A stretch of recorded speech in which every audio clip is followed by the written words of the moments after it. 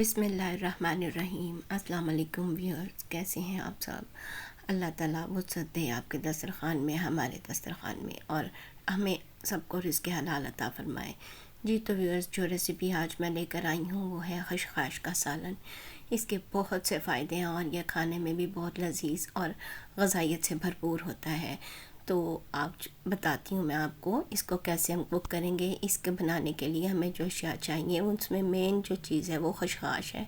सबसे पहले खशखाश को आप अच्छी तरह से 2 से 4 घंटे भिगो लें और इसको वॉश कर लें। इसका वॉश करना इंतहाई ज़रूरी है। इसका तरीक़ाकार भी मैं आपको दिखा रही हूँ, स्क्रीन पे आप देख रहे हैं। और ये बहुत ज़रूरी है क्योंकि इसके अंदर बहुत सारे सैंड पार्टिकल्स भी होते हैं और डस्ट वगैरह, जो कि जब हम इसको धोते हैं, भिगोते हैं, उसको रखते हैं तो वो नीचे बैठ जाती है। और चूँकि आम तौर पे घरों में बहुत ज़्यादा नहीं पकाई जाती, जिसकी वजह से मेरी बहनें इसको वॉश करने का तरीका भी अच्छी तरह से नहीं जानती होंगी। तो आप इसको, ये वीडियो इंतहाई इन्फॉर्मेटिव है, आप इसको ज़रूर गौर से देखिए। मैंने इसको 3 मरतबा इसी तरह से साफ़ पानी डालते हुए उसको वॉश किया है। और देखिए नीचे अब ये लास्ट टाइम में बिल्कुल अच्छी तरह से ये साफ़ हो चुकी है। स्ट्रेनर के साथ इसको वॉश करना बहुत ज़रूरी है। अब देखिए कि जब जैसे हमारी ये खशखाश साफ़ हो जाती है तो अब मैं इसको ब्लेंडर में डाल के इसका पेस्ट बना लूँगी, ब्लेंड कर लूँगी। जी तो ये देखिए, ये हमारी खशखाश अब ये लास्ट टाइम में वॉश होके बिल्कुल अच्छे से साफ़ हो गई है। अब मैंने इसे ब्लेंडर में डाला है और इसके अंदर तकरीबन आधा कप पानी डाल दिया है, क्योंकि पानी के बगैर ये ब्लेंड नहीं होगी। ये हमारे पास अब पेस्ट की सूरत में आ गई है। मैंने एक पैन लिया है, उसके अंदर 1 कप मैंने ऑयल डाला है। उसके अंदर कुछ मैं खड़े मसाले डाल रही हूँ। उनमें मैंने 2 तेज़पात, 2 से 3 पत्तियां मैंने ली हैं बादियान के फूल की, 1 टुकड़ा दालचीनी का और 1 टीस्पून मैंने ज़ीरा लिया है, साबुत ज़ीरा। और ये सारा कुछ इसके अंदर डाल के हम इसको फ्राई करेंगे थोड़ा सा। और जब ये जैसे ही फ्राई हो जाए तो मेरे पास 5 अदद बड़े साइज़ के प्याज थे, जो कि मैंने उसको कट करके रखा हुआ है। और ये प्याज मैं इसके अंदर डाल दूँगी फ्राई करने के लिए। जी तो ये देखिए, ये प्याज मैंने इसके अंदर शामिल कर दिए हैं और इसको अच्छे से अब मैं पिंक होने तक फ्राई करती जाऊंगी। इसको हमने साथ साथ हिलाते रहना है ताकि ये नीचे लगने ना पाए। ये देखिए कुछ इस तरह से कि आहिस्ता आहिस्ता अपनी रंगत वगैरह चेंज करने लगेंगे। तो फिर उसके बाद हम कुछ इसके अंदर स्पाइसेस डालेंगे। मैंने साल्ट लिया है, नमक 1 टीस्पून, हल्दी 1 टीस्पून, धनिया पाउडर और ज़ीरा पाउडर, ये दोनों मैंने 1 टीस्पून लिए हैं।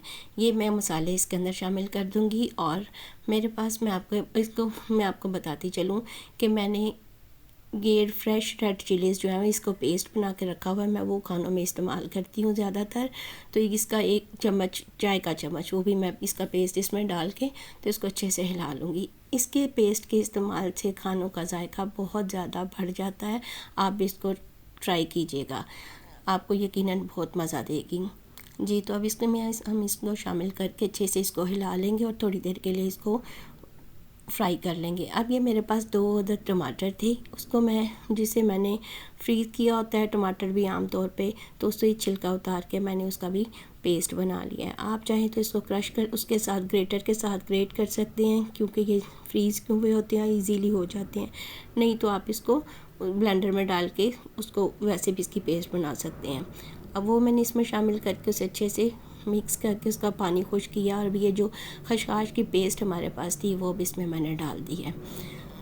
पेस्ट इसमें डाल के हम अच्छे से इसको हिला लेंगे। अब ये देखेंगे कितनी प्यारी इसकी लुक आ रही है। अब इसको अच्छी तरह से हिला के तो कुछ ये अपने ही पानी में पक जाएगी, इसके अंदर मज़ीद पानी डालने की ज़रूरत नहीं है।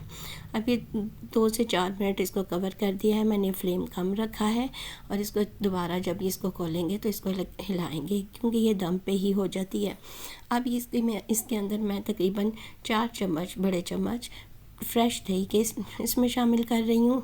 दही डालने से इसका टेस्ट और ज़्यादा अच्छा हो जाएगा और क्रीमी टेस्ट देगा। आपने इसको दही इसमें शामिल करना है और अच्छी तरह से इसको हिला के तो तकरीबन 5 मिनट के लिए इसे कवर करके दम पे रख देना है। जी तो ये देखें, ये देखने में भी कितनी खुशनुमा नज़र आ रही है। आप इसे ज़रूर ट्राई कीजिएगा, बहुत मज़े का और लजीज इसका सालन बनता है। 5 मिनट गुजर जाने के बाद ये देखें कि ऑयल रिलीज़ हो गया है इसके अंदर से। अब मैं इसके ऊपर कुछ गरम मसाला छिड़क रही हूँ जी।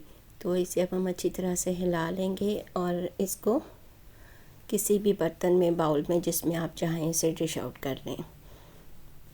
ये देखिए कितना अच्छा और खुशनुमा नज़र आ रहा है। इसे आप ज़रूर ट्राई कीजिएगा। ये बहुत मज़ेदार, लजीज और ग़ज़ाइयत से भरपूर सालन बन के तैयार होता है।